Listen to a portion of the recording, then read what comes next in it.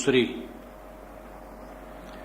जीव रूप एक अंतर्बासा, अंतर ज्योत कीन प्रकाशा। इच्छा रूप नारी अवतरी, तास नाम गायत्री धरी। तेह नारी के पुत्र तीन भयो, ब्रह्मा विष्णु महेश्वर नाऊ। फिर ब्रह्मा पूछल महतारी, को तुर पुरुष के कर तुम नारी। तुम हम तुम और न कोई, तुम्हें से पुरुष हमहि तुर जोई। बाप पूत की एक नारी, एक माय बियाय। ऐसा पूत सपूत न देखा, जो बापहि चिन्ह धाय। कबीर साहब की कितनी ही वाणियां बड़ी रहस्यात्मक है। इस रामायणी में एक उपाख्यान की भी कल्पना लोग करते हैं कि गायत्री के ब्रह्मा विष्णु शंकर ये तीन बच्चे थे और उसका पति शरीर छोड़ चुका था और इन तीनों ने माता से पूछा तो माता ने उसे उपदेश दिया। इसका संकेत इसी ग्रंथ के साखी प्रकरण के आखिर में भी है, लेकिन वो सब बातों को समझाने के लिए रूपक है। इस दूसरी रामायणी में साहब कहते हैं जीव रूप एक अंतर्वासा, जिसे हम परम तत्व कहते हैं वह जीव रूप में है और अंतर में ही बसा है।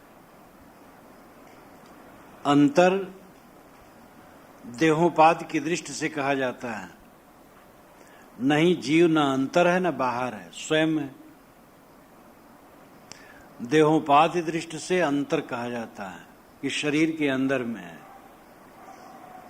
देहोपाधि न हो तो जीव अंतर है न बाहर है, अपने आप है। लोगों ने जीव की निंदा बहुत की है। ब्रह्मवादियों ने कहा जीव आभास है, प्रतिबिंब है। बौद्धों ने कहा जीव क्षणिक विज्ञान है। ईश्वरवादियों ने कहा जीव ईश्वर का अंश है। कबीर साहब ने कहा जीव ही परम तत्व है।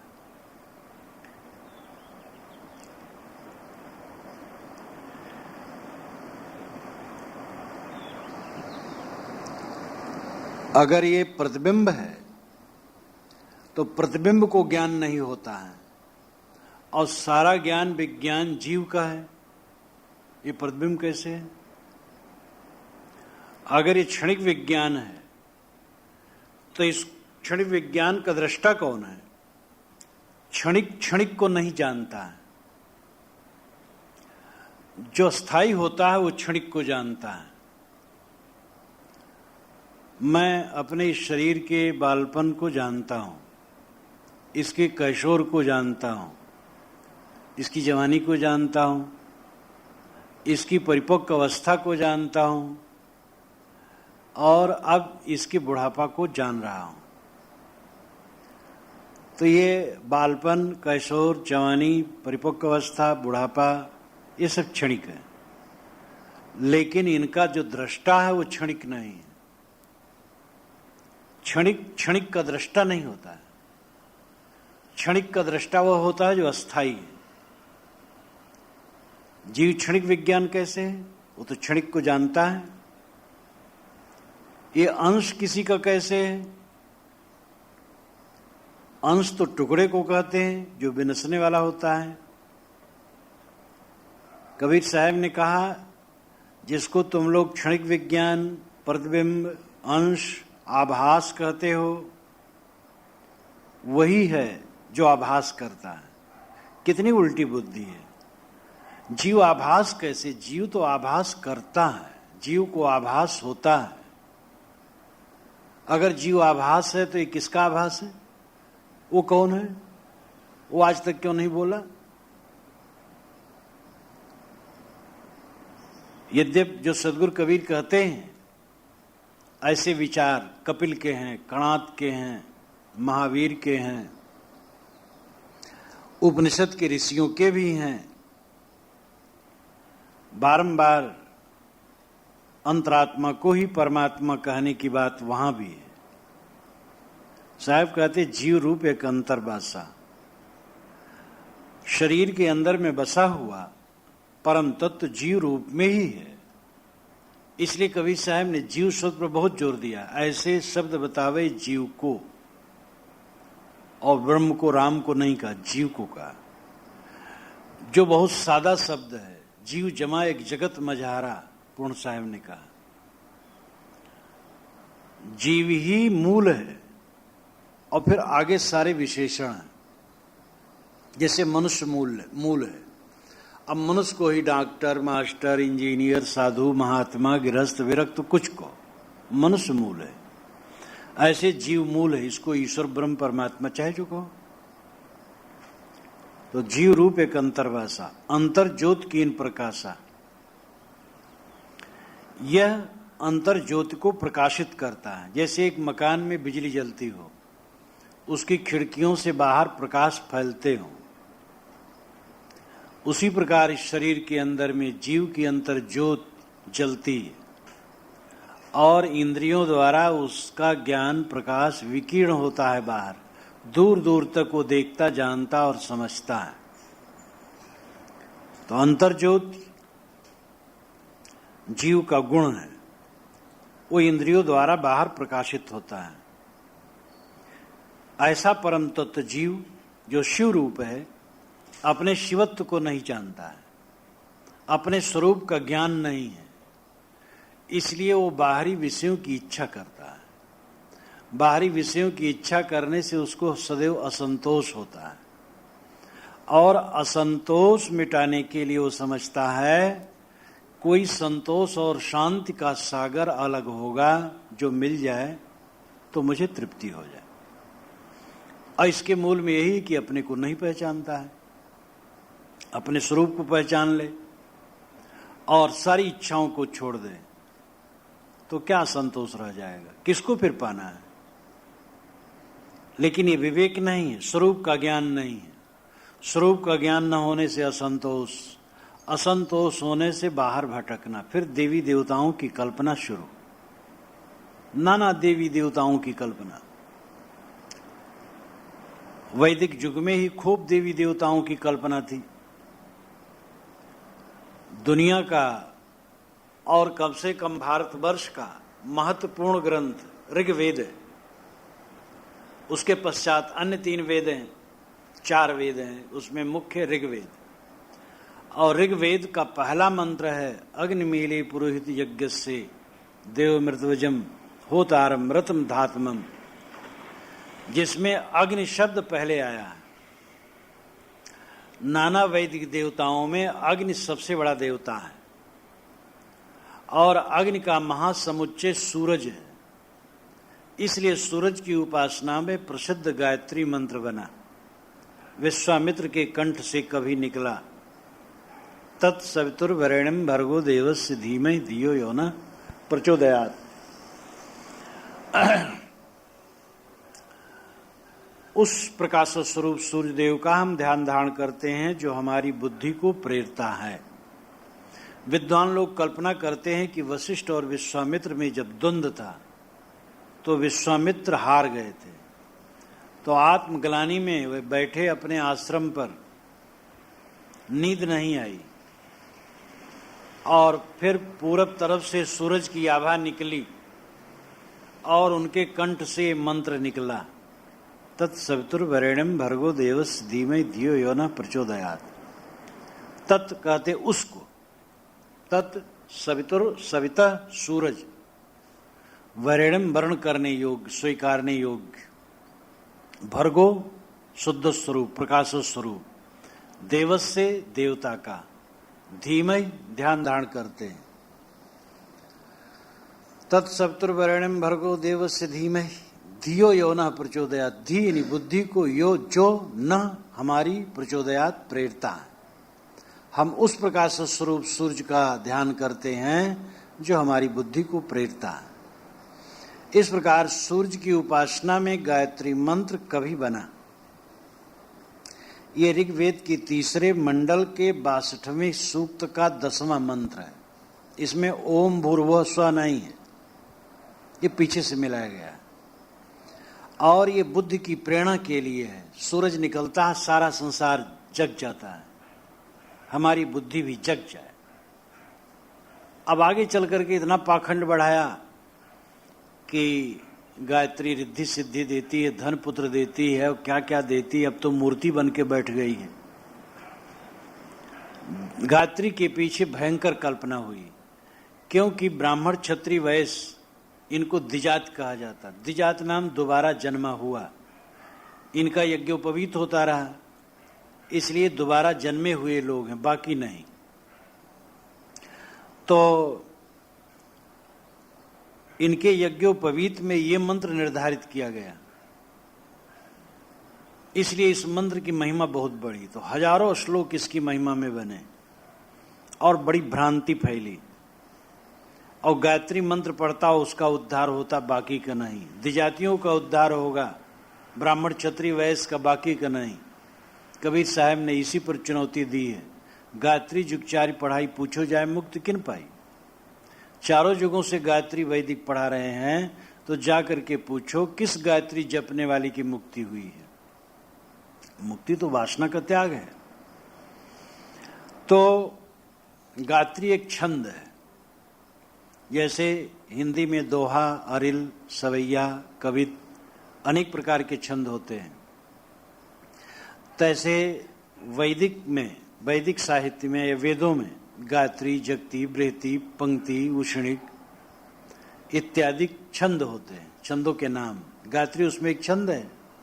वेदों में हजारों गायत्री मंत्र हैं और उसमें एक मंत्र यह है। इसकी महिमा खूब बड़ी। यद्यपि इसमें छंद भंग है, 24 अक्षर माने जाते हैं गायत्री में।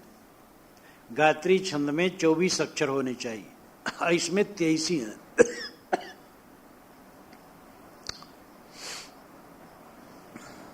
आधे अक्षर को नहीं जोड़ा जाता है, जैसे तत्, तो तत् एक माना जाएगा। पहला तत् पूरा है, अगला तत् आधा है, इसलिए तत् एक माना जाएगा। मैंने इसकी व्याख्या में सभी अक्षरों को अलग अलग करके बताया। तो इस प्रकार छंद भंग भी है, छंद दोष है, लेकिन महापुरुषों के छंद दोष को आर्ष कथन मान करके दोष नहीं माना जाता है। तो इस प्रकार गायत्री मंत्र कभी बना, उसकी महिमा बढ़ी और इतनी बढ़ी कि उसकी महिमा में हजारों मंत्र बने और बड़ा भ्रम फैला। साहब कहते हैं, इच्छा रूप नारी अवतरी, तास नाम गायत्री धरी। जीव के हृदय से इच्छा रूपी नारी प्रकट हुई, उसी का नाम गायत्री है। तुम गायत्री को क्या बहुत तूल देते हो? गायत्री बड़ी है कि गायत्री का रचयिता बड़ा है, ये साफ समझा जा सकता है। शब्द प्रकरण में सदगुरु ने 4 पंक्तियों में बहुत कुछ कह दिया है।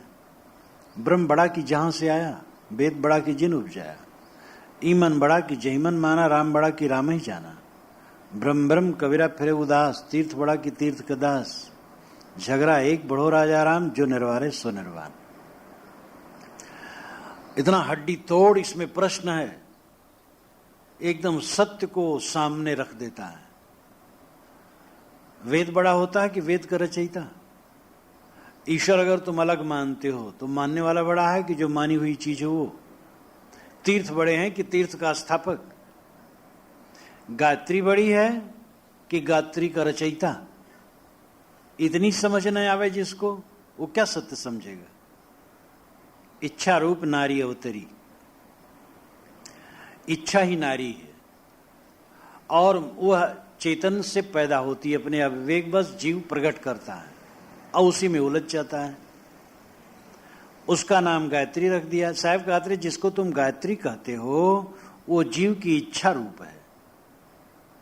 जीव ने इच्छा प्रकट की, अपने को समझा नहीं, और समझा कहीं बाहर से कुछ मिले तो शांति मिले, उसने गायत्री की कल्पना कर डाली, उस गायत्री को ऊपर बैठा दिया, अपना नीचे हो गया। कृत्रिम आगे करता नाचे। अपने पत्थर गढ़ करके छील करके मूर्ति बनाए, धर दिए, उसने उसके सामने घुटने टेक टेक कर, नाक रगड़ रगड़ कर भोग मोक्ष मांगते हैं। अपने हाथ से बनाई हुई चीज आदमी इतना अपनी तौहीनी कर रहा है कि निर्जीव जो मक्खी अपनी नहीं हाँक सकती हैं अपने ऊपर बैठी, उसके सामने नाक रगड़ रगड़ करके भोग मोक्ष मांगता है। कितना दुर्भाग्य, अपने स्वरूप को न समझना। तो साहब कहते जिसको तुम बहुत तूल देते हो कि गायत्री सब कुछ है। अरे गायत्री तो एक छंद है, और गायत्री छंद की दृष्टि से छंद तो पुल्लिंग है, लेकिन गायत्री स्त्रीलिंग शब्द है, तो इच्छा रूप नारी है। एक इच्छा है जो तुम्हारी बनाई हुई है। तेह नारी के पुत्र 3 भयु, ब्रह्मा विष्णु महेश्वर नाउ। साहब कहते उस नारी के 3 पुत्र भये, ब्रह्मा विष्णु और महेश्वर। तो गायत्री छंद है, उससे पुत्र कैसे होंगे? अभिप्राय है कि इनके 3 प्रचारक हुए, दास हुए। शिष्य को ही पुत्र कहा जाता है। तय सुतमान हमारी सेवा। कवि साहब ने कहा आय सुत आय पुत्र तू मेरी सेवा को मान। तो मानो ये 3 दास इनके हुए, ब्रह्मा विष्णु और महेश्वर जिनका नाम हुआ, ये तीनों इसके प्रचारक हुए। फिर ब्रह्मा पूछल महतारी को तुरपुरुष के कर तुम नारी। फिर ब्रह्मा ने महतारी से पूछा कि तुम किसकी पत्नी हो, तुम्हारा पति कौन है? लोग मानते हैं कि गायत्री वेदों की मां है, और ओम में सम है, ओम कह दो तो सब हो गया। अपना संतोष देने के लिए कितने ब्राह्मण के लड़के पूछते हैं अपने पिता से, पिताजी मैं तो वेद नहीं पढ़ा हूं, तो ब्राह्मण कैसे हुआ? अरे कहे गायत्री मंत्र तुम सुने हो, गायत्री तो वेदों की मां है, और गायत्री तुम सुने हो तो हो गया, सब वेद हो गया। अब कितने ब्राह्मण नामधारी तो गायत्री सुने हैं, लेकिन वो गायत्री याद भी नहीं, और गायत्री का अर्थ क्या वो भी नहीं जानते हैं, और गायत्री के सहित जो संध्या उपासना करना चाहिए वो कुछ नहीं करते। हजारों हजारों लाखों लाखों ब्राह्मणों में एक भी मिलना मुश्किल है, लेकिन अपने को झूठा संतोष देने के लिए कहते हैं कि सब वेद गायत्री में है, और वेद गायत्री कुल मिलकर के ओम में, ओम कह दो तो सब हो गया। ये सब झूठा संतोष है। वेदों को पढ़ना चाहिए, उन्हें समझना चाहिए वेदों में क्या लिखा है। तो वेदों की मां गायत्री है, ब्रह्मा विष्णु शंकर की मां बने तो क्या आश्चर्य। ब्रह्मा ने महतारी से पूछा, ब्रह्मा विष्णु शंकर में ब्रह्मा बड़े थे, रजोगुणी थे, क्रियाशील थे, गतिशील थे। उन्होंने माता से पूछा को तुर पुरुष, तुम्हारा पुरुष कौन है और किसकी तुम नारी हो? तो जो उसने उत्तर दिया, तुम हम तुम और न कोई, तुम्हें से पुरुष हमें तुर जोई। तुम और हम और तुम, बस और कोई नहीं। तुम ही सरीखे पुरुष हैं और हम ही तुम्हारी जोई हैं। इस पर उपाख्यान की भी कल्पना है, पंचग्रंथि में भी इसका वर्णन है। बीजक व्याख्याता लोग इसको प्रस्तुत किया करते हैं, लेकिन इसका आध्यात्मिक अर्थ ही उपयुक्त है, और उसके अर्थ को जानना चाहें तो पंचग्रंथि इत्यादि से देख सकते हैं। प्रचार है ही कि वो कहा कि तुम मेरे पति हो, मैं तुम्हारी पत्नी हूं इत्यादि। लेकिन यहां तो शुरू में कहा गया है कि जीव की इच्छा रूपी नारी गायत्री है, इसलिए आध्यात्मिक है। इच्छा से जो नारी पैदा होती वो ऐसी नारी नहीं होती जिससे बच्चे पैदा हो। वो तो स्त्री के भी जो इच्छा है वो भी नारी है, पुरुष की जो इच्छा वो भी नारी है, तो इच्छा रूप नारी है। आगे शब्द प्रकरण के छठे शब्द में साहब ने माया को पुत्री के रूप में, पत्नी के रूप में, माता के रूप में, सवत के रूप में, बहन के रूप में कितना अद्भुत चित्रण किया है। और उसको आप देखिए तो वहां केवल बातों को समझाना है, बड़ा मनोरंजक है। छठे शब्द में व्याख्या पढ़ करके देख सकते हैं। तो ये आध्यात्मिक बातों को समझाने के रूपक। ब्रह्मा ने मानो गायत्री से पूछा कि तुम्हारा सर्वे सर्वा कौन है? पुरुष। किसकी नारी हो? किसको सिद्ध करने में लगी हो? उसने कहा हम और तुम और हम, और कोई नहीं। तुम सरीखे पुरुष हैं, हम ही तुम्हारी नारी है। मतलब जीव ही से गायत्री की कल्पना है। तो जीव और जीव की इच्छा, यही दो तो सामने है। अस्ति आत्मा राम है, मन माया कृतनास्ति, बीजक पाठफल में है। आत्मा राम की सत्ता है और मन माया असत्ता है। मन माया ही आभास और प्रतिबिंब है, और भास्कर जिसको आभास होता है वो चेतन है। इतनी सी दृष्टि लोगों को नहीं आती है और जीव ही को आभास मान लेते हैं। कहते जीव आभास है। पूछो किसका आभास है तो कुछ उत्तर नहीं है। आभास किसको होता? आभास कहते हैं प्रतीत होने को। अब आभास का अर्थ ज्यादा ये होता है कि प्रतीत तो हो, लेकिन जैसा प्रतीत हो ऐसा हो ना। जैसे सीपी में चांदी का आभास, बालू में पानी का आभास, सपना में आभास होता है। गाड़ी है, घोड़ा है, समुद्र है, नदी है, हाथी है, मित्र है, शत्रु है। वो आभास मात्र ही है, कुछ नहीं। तो आभास का मतलब है एक मिथ्या भ्रांति। आभास किसको होता है? जीव आभास है। किसको होता है आभास? ब्रह्म को। तो ब्रह्म कहाँ आज तक की जीव आभास है? अगर कहो ब्रह्म ही कह रहा है तो मतलब ब्रह्म और जीव एक ही बात हुई। तुम ही तो कह रहे हो। अपने सिर पर हाथ धरो, तुम ही हो, और तुम अपने को खो रहे हो। तो तुम हम तुम और न कोई, हमें ते पुरुष, हमें तुम्हें ते पुरुष, हमें तुर जोई। एक उसके तरफ से उत्तर दिलाया गया, और सार अर्थ यही है कि पुरुष और नारी दो ही है। पुरुष यहां चेतन है, नारी इच्छा है, जिसको शुरू में साहब ने कहा इच्छा रूप नारी उतरी। और नारी में पुरुष फंस गया तो वो नारी नहीं जो देहधारी नारी है। देहधारी नारी में भी पुरुष यानी चेतन है। तो चाहे स्त्री शरीर हो चाहे पुरुष शरीर हो, दोनों में जो चेतन है वो पुरुष है। पुरुषेते पुरुष, शरीर रूपी पुर में जो शयन करे वो आत्मा पुरुष है, और उसकी इच्छा नारी है। और इसी नारी की निंदा और इसी नारी को बारंबार कवि साहब ने कोसा है। चली जात देखी एक नारी, तर गागर ऊपर पनिहारी। बारंबार नारी। वो नारी कोई ये नारी नहीं है जो स्त्री पुरुष वाली नारी है। वो नारी ही इच्छा नारी, मन की माया नारी, वही बांधती है। तो दूसरा और कुछ नहीं है। जीव है और इच्छा नारी है। जीव है और जीव के मन में इच्छा उत्पन्न हुई कि मुझे सुख मिले भोगों में। भोगों में सुख नहीं मिला तो बाहर कहीं ईश्वर परमात्मा में सुख मिले। और जहां तक वो इच्छा करेगा वहां तक उसकी कल्पना होगी, और वही उसको बांधने वाली होगी। इच्छा को जीत ले बस स्वयं परम पुरुष है। बाप पूत की एके नारी एके माय बिया है, ऐसा पूत सपूत न देखा जो बापई चीने धाय। बाप और पूत की एक ही नारी है, और एक ही माया बियाती है, पैदा करती है। बियाय शब्द यहाँ साहब कहा।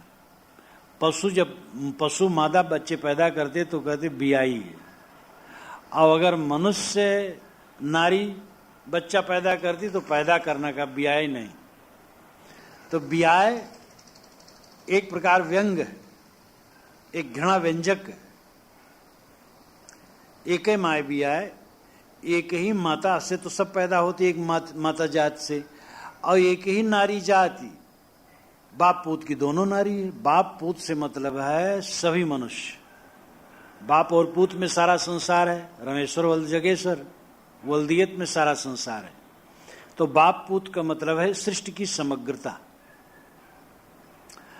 तो समग्र सृष्टि के पुरुषों की एक ही नारी जात तो सबकी पत्नी बनती है, और एक ही माया यानी एक ही माता चाहती सबको पैदा करती है। मतलब है कि मन के मोह से ही, वासना से ही तो सबका जन्म होता है, और इच्छा नारी में सब जीव फंस करके उलझ जाते हैं। ऐसा पूत सपूत न देखा जो बाप ही चिन्हे धाय। साहब कैसे? ऐसा सपूत पुत्र, सपूत नाम सुपुत्र, अच्छा पुत्र नहीं देखा जो बाप को चिन्हे। मतलब ऐसा व्यक्ति नहीं देखा जाता जो बाप को चिन्हे। बाप कौन है इसके लिए अलग जाना नहीं, इसी रामायणी में है। इच्छा रूप नारी अवतरी, जो पैदा किया वही तो बाप है। जो इच्छा को पैदा करता वो जीव ही बाप है, और अपनी इच्छा में उलझता है। बाप को चीनो, अपने को चीनो। तुम इच्छा पैदा किए तमाकू खाने की, अब तमाकू खाते खाते तुम तमाकू गुलाम हो गए। तुम बड़े हो कि तमाकू बड़ा है। तुमने इच्छा बनाई और इच्छा के बस आंदोलित हो, फिर समझते तुम गर्जी हो गए, अब तुम्हें जरूरत है। पत्नी मर गई, हाय मेरी पत्नी चली गई, अब मैं अनाथ हो गया। अरे तुम अपने स्वरूप को समझो, न पत्नी है न पति है, न तुम पिता हो न पुत्र हो, न पत्नी न पति, न भाई न दादा न मामा न काका। तुम तो शुद्ध चैतन्य हो। अपने स्वरूप को भूल करके भटक गए हो और दीन बन गए हो। अनीशया सोचत मुह्यमान, अनीश होने से मुह्यमान हो करके सोचते हो, चिंता करते हो, अपने को असमर्थ मानते हो, क्योंकि इच्छा के बस जीव गुलाम हो जाता है। जीव अपनी इच्छाओं का गुलाम है। अगर अपने स्वरूप को समझ पाए कि सभी इच्छाओं का बाप मैं हूं, सारी कल्पनाओं का बाप मैं हूं, कर्ता धर्ता कौन है? अपने कर्मों के कर्ता और विधाता आप हैं। आपने भव सागर बनाया है। इच्छा कर भव सागर, इच्छा करके भव सागर बनता है। लोग कहते हैं भगवान की माया भगवान ही छुड़ाए, हम तुच्छ जीव क्या कर सकते हैं। जब भगवान ने माया बनाई, हम उसको भला पार पा सकते हैं? भगवान की माया को हम जीत सकते हैं? कौन होते हैं हम? ऐसे ऐसे सिद्धांत है कि आदमी कमर पकड़ करके बैठ जाता है। माया क्या है? मन का मोह। तो ये किसी भगवान या शैतान ने बनाया है कि तुमने बनाया है? बचपन से आज तक देखो, जितना माया बनाए हो, कौन बनाया? जहां जहां मोह कियो, कौन किया? तुम किए हो। तो भगवान उसमें कैसे घसीटते हो? तुम्हारी सारी माया तुम्हारी बनाई है। अपने जाल बनाई के आप फंसे मतिमंद। कहां रोग कहां औषधि, कैसे मिले आनंद। अपना ही जाल बिछाता है मतिमंद, और अपना उसमें फंसता है। अपने हम मान मान बंधन तरावा, निज करता आप बधावा। ज्यों सोना ललनी फंस्यो, कीट कुश्यारी माज, तैसे गतिया जीव की भई दिवस ते सांझ। मान मान करके बंधन में आया, अपने कर्तव्य में फंस गया। जैसे सुग्गा नलिका यंत्र में लाल मिर्ची के खाने के लोभ से फंस गया, और रेशम का कीड़ा अपने ही बनाए कोशा में फंस गया, वैसे तुम अपने बनाए मोह जाल में फंस गए, और दिवस ते सांझ हो गई। जो ज्ञान प्रकाश होना चाहिए था, अंधकार हो गया। भूल गए अपने आप को और भटक रहे हो। लेकिन ये समझ लो, जहां तक तुम्हारी प्रियता इस संसार में है, वो झूठा है, झूठी प्रियता है। सारी प्रियता का आलंबन जो है, वो आलंबन मिटता रहता है। बचपन में जितना हमारा प्रेम था जिन जिन से, वह सब नहीं है। जवानी में जिनसे जिनसे हमसे प्रेम था, उनमें भी अधिकतम लोग गायब हो गए। क्षण क्षण जिनमें हम प्रेम करते हैं, वो दृश्य खत्म होता जाता है। तो हमारा मोह करना ही बेवकूफी है। इसी को स्वरूप अज्ञान कहते हैं।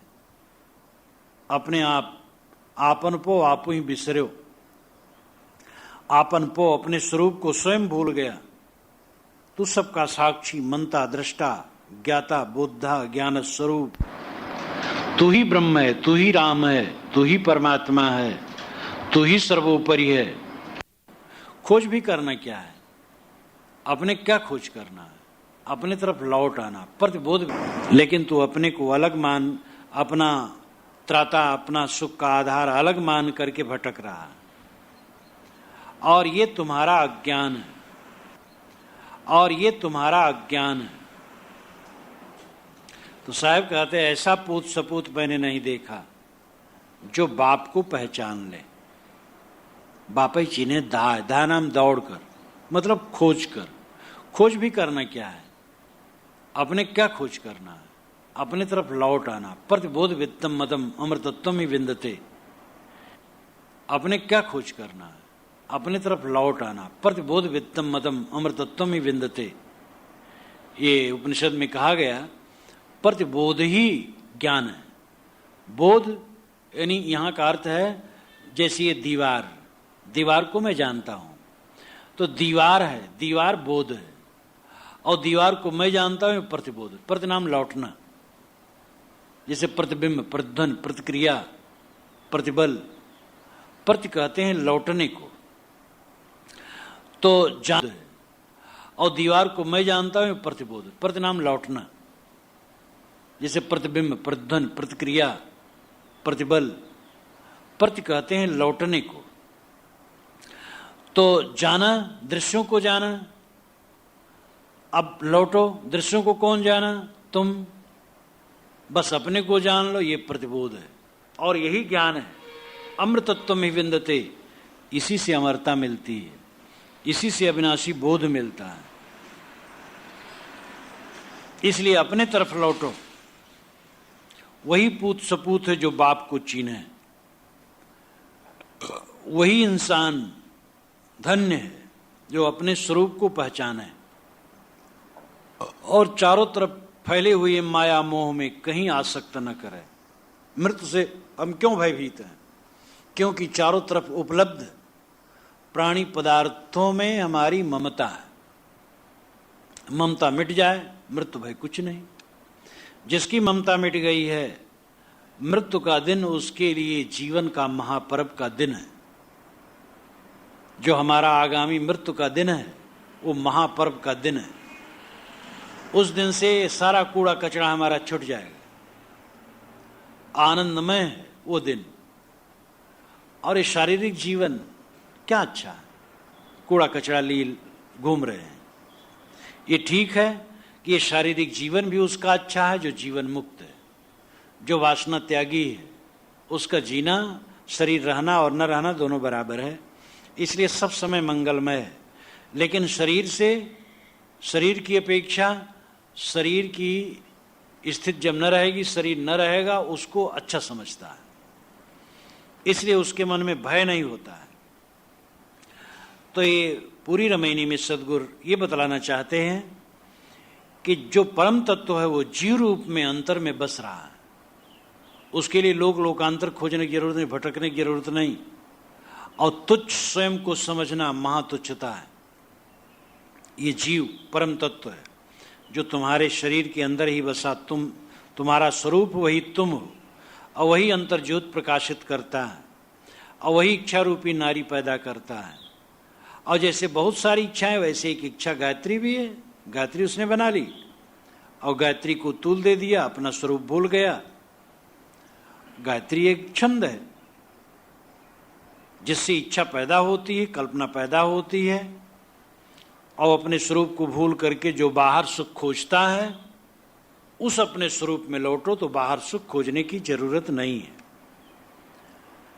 जिन इंद्रियों और मन की शक्तियों से तुम बाहर भटक रहे हो, वही इंद्रिय और मन की शक्ति लौटाओ तो अंदर में पूर्ण विश्राम मिलेगा।